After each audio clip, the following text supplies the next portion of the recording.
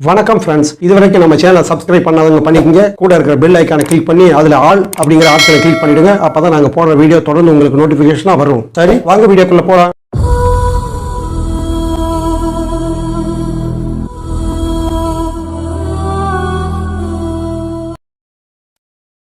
இந்த கதையை புதுசாக கேட்குறவங்க இதனுடைய ஆரம்பத்தை பார்ட் 1ல் தயவு செஞ்சு கேட்டுட்டு வாங்க. அப்போ தான் இந்த கதையினுடைய டெப்த்தும் ஃபீலிங்கும் உங்களுக்கு புரியும். சரி, வாங்க வீடியோக்குள்ளே போகலாம். ஒரு நாள் மூத்த மருமகளுக்கும் மேரிக்கும் ஒரு வாக்குவாதம் ஏற்படும். இந்த வாக்குவாதத்தில் ஆத்திரப்பட்ட மூத்த மருமகள் மேரிய படிக்கட்டுல இருந்து கீழே உருட்டி விட்டுருவாங்க. அப்போ எஸ்தர் மேரி அம்மா வீல்னு மிகப்பெரிய அலறல் சத்தத்தோட படிக்கட்டில் உருண்டு தரையில ரத்த வெள்ளத்தோட சாய்வாங்க. இதுக்கு இன்னொரு மருமகளும் உடந்தே தான் இருப்பா. பசங்களும் தங்களுடைய பொண்டாட்டிக்கு சப்போர்ட் பண்ணி அக்காவுக்கு விஷயம் தெரிஞ்சா பம்பா போயிடும்னு பொண்டாட்டிக்காக மூடி மறைப்பானுங்க. அம்மா தவறி விழுந்துட்டாங்க அப்படின்னு போய் சொல்ல மன்னார்பேட்டையில இருக்கிற பொண்ணு அம்மாவை எங்க ஹாஸ்பிட்டல சேர்த்து நான் பாத்துக்கிறேன் அப்படின்னு சொல்லிட்டு தான் அரசு ஸ்டாலினி ஹாஸ்பிட்டல சேர்த்திருப்பாங்க. மேரிக்கு பின்மண்டெல்லாம் அடிபட்டு ரொம்ப மோசமான கண்டிஷன்ல இருப்பாங்க. டாக்டர்கள்லாம் மேரிக்கு நல்லா ட்ரீட்மெண்ட் பார்ப்பாங்க. அப்பயும் இந்த மயக்கத்தை விட்டு தெரியாம தான் இருப்பாங்க மேரி. இந்த மயக்கம் தொடர்ந்தா அவங்க கோமா ஸ்டேஜுக்கு போயிடலாம்னு டாக்டர் இன்ஃபார்ம் பண்ணுவாங்க. அதை கேட்டு மகன்களோ மருமகள்களோ பெருசா ஃபீல் பண்ணிக்க மாட்டாங்க. ஆனா மேரி வளர்த்த தன்னுடைய அக்கா பொண்ணு தான் ரொம்பவும் ஃபீல் பண்ணுவாங்க. தன்னுடைய சித்திக்காக ரொம்ப அழுவாங்க. இதுல இன்னொரு கொடுமை என்னன்னா, அந்த நேரம் பார்த்து அந்த பொண்ணு நிறமாசமா இருக்கும். அம்மாவை இங்க சேர்த்து வச்சு தன்னால பாத்துக்க முடியாதுன்னு தெரியும். ஆனா இருந்தாலும் தான் தம்பிங்க மேல அதுக்கு நம்பிக்கை இல்லை. என்னோட சித்திய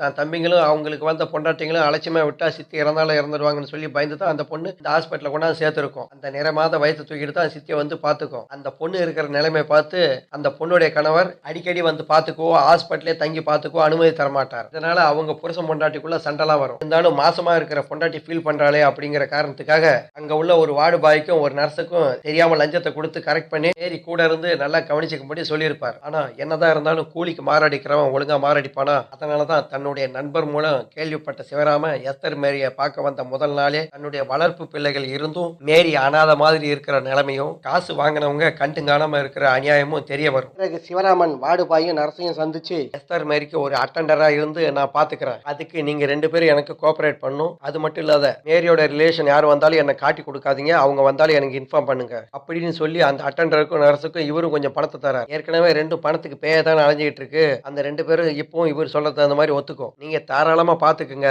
எங்களுக்கு தொல்லை விட்டுது அப்படின்னு சொல்லுவாங்க. அப்புறம் தான் சிவராம மேரியை கவனிக்க ஆரம்பிச்சுக்கிறார். அவருடைய கேபின்லயே போய் சந்திக்கிறார். மனசை கல்லாக்கிட்டு தான் மேரியோட ஹஸ்பண்ட் அப்படின்னு போய் சொல்லி மேரினுடைய தற்போதைய ஸ்டேட்டஸ் என்னன்னு கேட்கிறார். இன்னும் 2 இல்லைன்னா 3 நாட்களுக்குள்ளார மயக்கம் தெளியணும், இல்லைன்னா அவங்க கோமா ஸ்டேஜுக்கு போயிடுவாங்கன்னு டாக்டர் சொல்லுவார். அதை கேட்டு சிவராம மனசு உடைஞ்சு போயிடுவார். அதை கவனிச்ச டாக்டர், கவலைப்படாதீங்க மிஸ்டர் சிவராமன், இங்க சைடுல மெடிசன் சம்பந்தமா என்னென்ன ட்ரீட்மெண்ட் பண்ணுமோ எல்லாமே பண்ணிருக்கோம், ஆனா ரெக்கவர் ஆகவே இல்லை. அதனாலதான் ஸ்பீச் தெரப்பி மூலமா அவங்களை கான்சியஸுக்கு கொண்டு வர முயற்சி பண்ணிட்டு இருக்கிறோம். நாங்க டைம் கொடுத்த 3 டேஸ்ல எஸ்டர்டே 1 டே போயிடுச்சு. அந்த 1 டேவில் அவங்களோட ரிலேஷன்லாம் வந்து பேச்சு கொடுத்து பார்த்தாங்க, அவங்க ரிலீஃப் ஆகல. நீங்களும் பேச்சு கொடுத்து பாருங்க, இன்னும் முக்கியமான நெருக்கமான ரிலேஷன்லாம் இருந்தா வர சொல்லுங்க அப்படின்னு டாக்டர் சொல்றாரு. அதுக்கப்புறம் தான் சிவராமன் மேரி பக்கத்துல உட்காந்து அவங்களுடைய காது கிட்ட தங்களுக்குள்ளார இருந்த பழைய காதலை பத்தி எல்லாம் மெல்ல பேச ஆரம்பிக்கிறார். சிவராமன் மேரிய முதல்ல பார்த்தது, பேசினது, பழக ஆரம்பிச்சது, நண்பர்களாக ஆனது, அவங்களுடைய நட்பு காதலா மாறினது, 2 பேரும் ஒருத்தருக்கு ஒருத்தர் ப்ரொபோஸ் பண்ண அந்த நாள், அப்புறம் 2 பேரும் பிரிய முடியாத அளவுக்கு தீவிரமான காதலர்களா மாறினது, 2 பேரும் கல்யாணம் பண்ணிக்கலாம் அப்படின்னு முயற்சித்த நேரம் பார்த்து மத வெறியர்களால் அவங்க காதல் சாகடிக்கப்பட்டது, 2 பேரையும் அடித்து சித்திரவதை பண்ணி பிரிக்கப்பட்டு ஆளுக்கு ஒரு திசையில் துரத்தப்பட்டது, 2 பேரும் வாலிபர்களாக இருந்த போது பிரிக்கப்பட்டு இதோ இந்த வயசான காலத்துல 2 பேரும் சந்திக்கிற வரைக்கும் 2 பேரும் ஒருத்தருக்கு ஒருத்தர் எங்க இருக்கோம் அப்படின்னு இன்னைய வரைக்கும் தெரியாமலேயே இருந்தது. இப்படி இவங்களுடைய மொத்த காதல் கதையும் சிவராமன் மேரி பக்கத்துல சேர் போட்டு உட்காந்துக்கிட்டு மேரியோட காதலை கேட்கிற மாதிரி புலம்பிக்கிட்டு இருப்பார். அவருடைய 2 கண்கள்ல இருந்து கண்ணீர் கொட்டிக்கிட்டே இருக்கும். மேரியை கான்சியஸ் கொண்டு வர்றதுக்காக மேரி பக்கத்துல உட்காந்து சிவராமன் சொன்ன மொத்த காதல் கதையையும் அங்க இருந்த டியூட்டி நர்ஸ் மாலதி கேட்டுறா. அந்த நர்ஸ் மாலதிக்கு அவளுடைய மனசுல ஒரு பதட்டம் உருவாகும். அப்படின்னா இந்த பேஷண்டோட ஹஸ்பண்ட் இவர் இல்லையா, இவர் அந்த பேஷண்டோட எக்ஸ் லவர் போல இருக்க, இவர் என்ன இத்தனை வருஷம் கழிச்சு வயசான காலத்துல அவங்களுடைய முன்னாள் காதலை பத்தி நோயாளி கிட்ட சொல்லிட்டு இருக்கிறார், ஏதாவது நெகட்டிவான ரியாக்ஷன் வந்துட்டா என்ன பண்றது, இல்ல இது இப்படியே விடக்கூடாது, இப்பவே போயிட்டு டாக்டர் கிட்ட சொல்லணும் அப்படின்னு முடிவு பண்ண நர்ஸ் மாலதி வேகமா டாக்டரோட கேபினை நோக்கி நடப்பா. கேபினுக்குள்ளார டாக்டர் வைஷ்ணவி அவங்களுடைய கண்ட்ரோல்ல இருக்கிற மத்த பேஷண்டோட ரிப்போர்ட்ஸை லேப்டாப்ல பாத்துக்கிட்டு இருப்பாங்க. அப்போ உள்ள வந்த மாலதி பரபரப்பா டாக்டர் டாக்டர் அப்படின்னு கூப்பிடுவா. அவளை பார்த்த டாக்டர் வைஷ்ணவி, வா மாலதி, ஏன் இவ்வளவு பதட்டமா வர, உனக்கு நான் ஏற்கனவே என்ன சொல்லியிருக்கேன், நம்ம கூட தேர்ட் பர்சன் இருக்கும் பொழுது வார்டில் நான் ரவுண்ட்ஸ் பண்ணும் பொழுது பேஷண்ட்ஸுக்கெல்லாம் ட்ரீட்மெண்ட் பண்ணும் பொழுது இப்படி அபிஷியலான டைமிங்ல மட்டும்தான் நீ என்ன டாக்டர்னு கூப்பிடணும். மற்ற நேரத்தில் நான் உன்னுடைய உயிருக்கு உயிரான தோழி வைஷ்ணவி தான். நாம 2 பேரும் தனியாக இருக்கும் பொழுது என்னோட டியூட்டி முடிஞ்ச பிறகு நான் உன்னுடைய தோழி மட்டும்தான். So don't call the doctors in our lonely times. Vaishnavi அப்படிங்கிற என்னுடைய பேரை ஷார்ட் ஃபார்ம் பண்ணி வைஷுன்னு செல்லமா கூப்பிடுவேன். ஸோ கால் மீ வைஷு அப்படின்னு டாக்டர் வைஷ்ணவி சொன்னதும் மாலதி சரி வைஷு நான் சொல்ல போறத கொஞ்சம் கேள அப்படின்னு சொன்ன நர்ஸ் மாலதி தான் கண்டுகிட்டு வந்த மொத்த விஷயத்தையும் சொல்லி முடிப்பா. அதை கேட்ட டாக்டர் வைஷ்ணவிக்கு கொஞ்சம் அதிர்ச்சியா தான் இருக்கும். வாட் என்ன சொல்றேன்? அப்ப இவர் அந்த பேஷண்டோட ரிலேட்டிவ் கிடையாதா? நான் என்னமோ இவரை அந்த பேஷண்டோட ஹஸ்பண்ட் அப்படிலாம் நினைச்சேன். நீ எக்ஸ் லவர் அப்படின்னு சொல்ற. உடனே வைஷ்ணவி மாலதியை கூப்பிட்டுக்கிட்டு மேரி இருக்கிற கேபினை நோக்கி நடப்பாங்க. மேரியோட கேபினுக்குள்ளார போகாம மெதுவா கதவை நீக்கி உள்ள எட்டி பார்ப்பாங்க. மாலதி சொன்ன மாதிரியே அங்கே இன்னமும் சிவராமன் மேரி கிட்ட பேச்சு கொடுத்துட்டு தான் இருப்பார். இப்பவும் அவருடைய கண்கள்ல இருந்து கண்ணீர் வழிஞ்சுக்கிட்டு தான் இருக்கும். ஏதாவது ப்ராப்ளம் வந்துற போது முதல்ல இவரை இங்க இருந்து கிளியர் பண்ணணும் அப்படின்னு நினைச்ச வைஷ்ணவியோட மூளையில திடீர்னு மின்னல் வந்து போற மாதிரி பளிச்சுன்னு ஒரு யோசனை தோன்றும். பிறகு உள்ளே போகாம மாலதியும் போக விடாம அங்கேயே நிப்பாங்க. ஒரு 2 நிமிட யோசனைக்கு பிறகு மாலதியை கூப்பிட்டுக்கிட்டு அவங்களோட கேபினுக்கு ரிட்டர்ன் போயிடுவாங்க. டாக்டர் அவங்களோட கேபினுக்குள்ளார போனது மாலதி தான் கேட்பாங்க. ஏன் வைஷு திடீர்னு என்ன ரிட்டர்ன் அழைச்சிட்டு வந்துட்ட?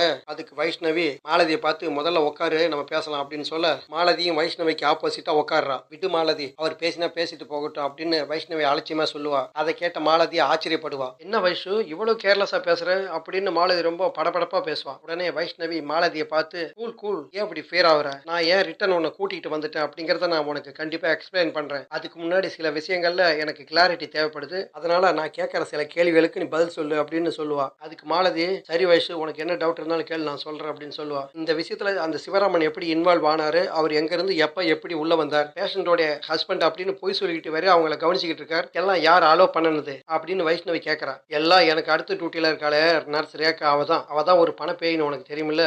லஞ்ச நாளைவா. வைசு என்னோட கெஸ்ட் படி பார்த்தா இந்த பேஷண்டோட ரிலேட்டிவ்ஸ் யாருக்கும் இந்த பேஷண்ட் மேல அவ்வளவா இன்ட்ரெஸ்ட் இல்ல. ஏதோ வேண்டாத கெஸ்ட்டை போல தான் இந்த பேஷண்ட்டை அவங்களோட வீட்டுல வச்சுக்கிட்டு இருந்திருக்காங்க போல. அதனாலதான் அந்த பேஷண்ட்டுக்கு அவங்க ரிலேட்டிவ்ஸ் யாரும் அவங்க கூட தங்கி அட்டெண்டரா கவனிச்சிக்க விருப்பம் இல்லை போல தெரியுது. நம்ம நர்ஸ் ரேகா பணத்தாசை பிடிச்சவன்னு அவங்களுக்கு எப்படியே தெரிஞ்சு போயிடுச்சு. அதனால ரேகாவுக்கும் வார்டு பாய் மனோகருக்கும் ஒரு அமௌண்ட் செட்டில் பண்ணி இப்போ அவங்க 2 பேரும் தான் இந்த பேஷண்ட்டை கவனிச்சுக்கிட்டு வராங்க. அவ டியூட்டி முடிஞ்ச பிறகு ஏன் டியூட்டி வருது இல்லையா, அதனால எனக்கும் கொஞ்சம் ஷேர் தர நீ கவனிச்சுக்க அப்படின்னு என்கிட்ட கேட்டா. எனக்கு பணம்லாம் தேவையில்ல, பேஷண்ட்டை கவனிச்சிக்க வேண்டியது என்னோட டியூட்டி தான், நான் பாத்துக்கிறேன் அப்படின்னு நான் சொல்லிட்டேன். ஃபார்மசிக்கு போய் மருந்து வாங்கிட்டு வர்றது மற்ற லேப் டெஸ்ட் இந்த மாதிரி விஷயத்துக்கெல்லாம் மனோகரை தான் ரேகா யூஸ் பண்ணிக்கிறா. இந்த பேஷண்டோட அட்டெண்டர் யாருன்னு கேட்டாக்க ரேகா தனக்கு ரொம்ப நெருங்கிய ரிலேட்டிவ் அப்படின்னு போய் சொல்லி சமாளிச்சுக்கிட்டு இருக்கிறா. அவங்க கிட்ட பணம் வாங்கிக்கிட்ட ரேகா பெருசா அந்த அளவுக்குலாம் பேஷண்ட்டை கவனிச்சுக்கிறது கிடையாது. சிவராமன் இந்த விஷயங்களை எப்படியோ ஸ்மெல் பண்ணிட்டார். வாங்கிக்கிட்ட ரேகாவும் மனோகரும் கடமைக்கு தான் பாத்துக்கிறாங்க அப்படிங்கறத சிவராமன் புரிஞ்சுக்கிட்டார். பிறகு அவரும் ரேகா கிட்ட நைஸா பேசி அவரும் கொஞ்சம் காசு கொடுத்து இதுல இன்வால்வ் ஆயிட்டார். ரேகாவும் சிவராமன் கிட்ட வாங்கிக்கிட்ட காசுக்காக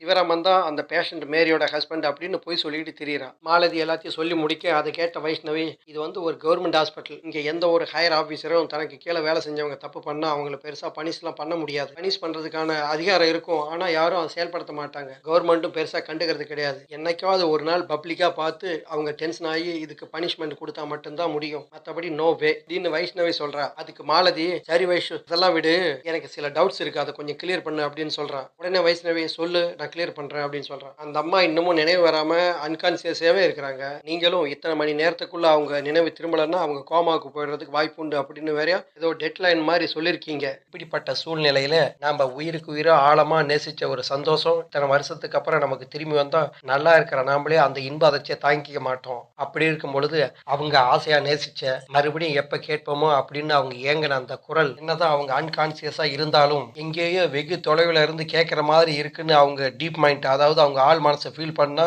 அதனால ஒரு பாசிட்டிவான சேஞ்ச் உருவானா பரவாயில்ல. அதாவது அவங்க அன்கான்சியஸ்ல இருந்து கான்சியஸுக்கு திரும்புற ஒரு நிலைமை உருவானா பரவாயில்ல. வேறு ஏதாவது நெகட்டிவான ப்ராப்ளம் கிரியேட் ஆனா என்ன பண்றது அப்படின்னு மாலதி கேட்டதும் அதுக்கு வைஷ்ணவி இங்க பாரு மாலதி, இதுக்கு நான் ஒரு சின்ன விளக்கம் கொடுக்கணும், அவ்வளவுதான். முதல்ல நான் சொல்றதை கேளு, அப்புறமா ஒரு முடிவுக்கு வா. மெடிக்கல் ஃபீல்டுல ஒரு பேஷண்ட்டை குணப்படுத்துறதுக்கு பல மெத்தட் இருக்கு, medically mentally physically. First medically அப்படின்னு பார்த்தாக்க ஒரு நோயாளி அடிபட்டு உடம்பு உள்ளுறுப்புகளோ அல்லது வெளியுறுப்புகளோ டேமேஜ் ஆகி இன்ஜுரி ஆச்சுன்னா அதை நம்ம மெடிசன் மூலமா குணப்படுத்தணும். அவசியம் ஏற்பட்டா அவங்களுக்கு ஆப்ரேஷன் பண்ணி அவங்க ப்ராப்ளத்தை சால்வ் பண்ணணும். அதுல ஒர்க் அவுட் ஆகலன்னா அடுத்து பிசிக்கலி பாதிக்கப்பட்ட பேஷண்டோடைய பாடி கண்டிஷனை பொறுத்து அதுக்கேற்ற அதுக்கேற்ற அளவோட அவங்க உடம்புக்குள்ளார அதிர்வலைகளை உருவாக்கி அவங்களுடைய ப்ராப்ளத்துல இருந்து அவங்கள மீட்டெடுக்கிறது. கிட்டத்தட்ட ஷாக் ட்ரீட்மெண்ட் மாதிரி. ஆனா மேரியம்மா விஷயத்துல அப்படி இல்லை. அவங்களுக்கு மைனஸ் டெசிபல் அளவுல மிகச்சிறிய அதிர்வலைகளை அவங்க உடம்புக்குள்ளார உருவாக்குறது. அதாவது அவங்க மேல எறும்பு ஊறினா எப்படி இருக்கும் அந்த லெவல் மட்டுமே. ஆனா இந்த மெத்தடும் இந்த மேரி அம்மாவுக்கு செட் ஆகாதுன்னு எனக்கு தெரிஞ்சு போச்சு. அடுத்து மென்டலி அவங்களுடைய மனசு பாதிப்புல இருந்து கவுன்சிலிங் மூலியமா அவங்கள ரெக்வயர் பண்றது. ஒரு மனுஷன் கான்சியஸ் போற அளவுக்கு பாதிக்கப்பட்டான்னா அவனுக்கு தேவையான மெடிசனை செலுத்தியோ அல்லது அவசியம் ஏற்பட்டா ஆபரேஷன் பண்ணியோ அவங்க ப்ராப்ளத்துல இருந்து அவங்கள மீட்டு எடுத்துடலாம். அப்படியும் முடியலன்னாக்க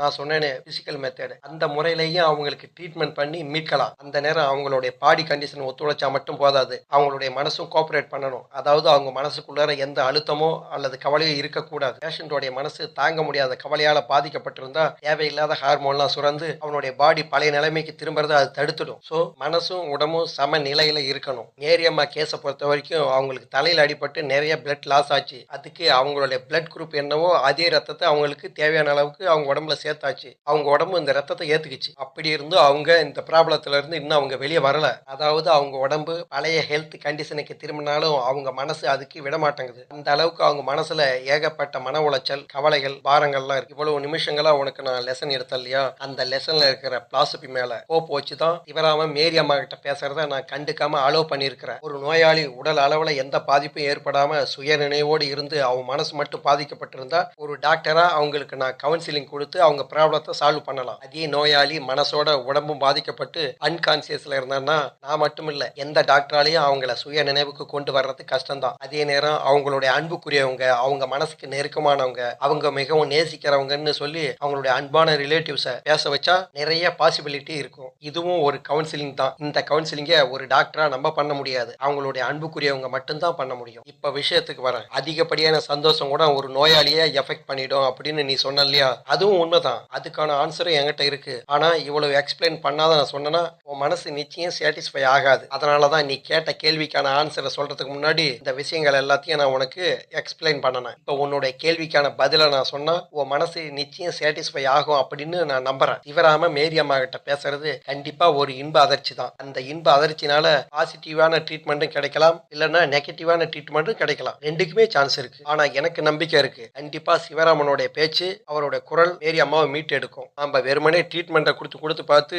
ஒண்ணுமே முடியாத அவங்க கோமாவுக்கு போறதை விட இப்படி ஒரு முயற்சி பண்ணி பார்ப்போம். இதுல ஒன்றும் தப்பு இல்லை. என்னுடைய மனசுக்குள்ளாரையும் ஒரு பயம் இருக்கு. அது என்னன்னா, நம்ம டீன் மாதிரி உள்ள பெரிய டாக்டர்ஸ் எல்லாம் இதுக்கு அனுமதி தரமாட்டாங்க. நாம மேரி அம்மாவுக்கு கொடுத்த டயத்துல இன்னும் 12 மணி நேரம் மிச்சம் இருக்கு. அது வரைக்கும் நீ நானும் இதை வேடிக்கை பார்த்து மானிட்டர் பண்ணுவோம். அதுக்கு அப்புறமும் ஒன்றும் நடக்கலன்னா நம்ம சிவராமனை வெளியேற்றிட்டு மேரி அம்மாவோட ரிலேஷனுக்கு நம்ம எல்லா விஷயத்தையும் சொல்லிட்டு நம்மளுடைய சீனியர் டாக்டர்களுக்கும் விஷயத்த சொல்லி அதுக்கப்புறம் ஆக வேண்டிய ஃபார்மாலிட்டிஸ் ப்ராசஸ் எல்லாத்தையும் நம்ம பார்த்துக்கலாம். அது வரைக்கும் என்னுடைய இந்த முயற்சிக்கு நீ கோஆபரேட் பண்ணு அப்படின்னு டாக்டர் வைஷ்ணவி மாலதி கிட்ட சொல்லி முடிக்கிறாங்க. கடவுளுடைய கருணையோ எஸ்தர் மேரிக்கும் சிவராமனுக்கும் இடையில உருவாகி மறைந்து போன அந்த காதல் மீண்டும் உயிர் பெற்று சக்தி பெற்று வந்ததோ என்னவோ தெரியல. அடுத்த 6 மணி நேரத்துக்குள்ளார அந்த அதிசயம் நடந்தது. ஆமா, டாக்டர் வைஷ்ணவியோட நம்பிக்கை வீண் போகல. எஸ்தர் மேரியோட உடல்ல அசைவு ஏற்பட்டு கொஞ்சம் கொஞ்சம் நினைவு திரும்ப ஆரம்பிக்கிறாங்க. அவங்களுக்கு முழு நினைவும் திரும்பி கண் விழிப்பதற்குள்ளார இன்னொரு பரிதாபம். சிவராமன் கண்ணீரோடும் மனசு முழுக்க சந்தோஷத்தோடும் மேரி அம்மாவை திரும்பி திரும்பி பார்த்து தவிப்போடு அந்த இடத்தை விட்டு